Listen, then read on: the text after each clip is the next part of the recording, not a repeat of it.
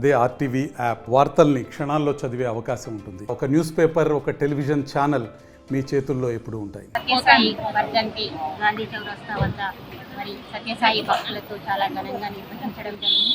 ముఖ్యంగా ప్రజలకు నిత్య అవసరమైన వైద్య విద్యలో ఎంతో అందించిన సత్యసాయి పరమాత్మ లాగా అందరి మనుషులలో ఉండి ఒక స్వచ్ఛంద సంస్థ ద్వారా ఎంతో మందికి విద్యా వైద్యాన్ని అందించారు. మరి అలాంటి మహానుభావుడు మన మధ్య లేకపోవచ్చు, కానీ మనందరి మనసులో ఉన్నాడు.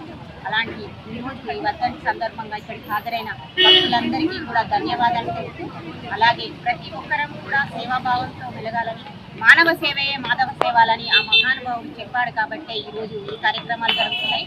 అలాగే ఇక్కడ అన్నప్రసాదం కూడా వితరణ జరుగుతుంది. కాబట్టి అందరూ ప్రసాదం స్వీకరించి ధన్యులు కాగలరని కార్యక్రమం.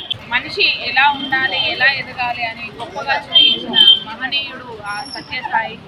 మరి అంతటి మహాత్ముని ఈరోజు మనం ఎదుట లేకపోయినా వారిని తలుచుకుంటూ వారి బాటలో నడుస్తూ చాలామంది ఎదుగుతున్నారు.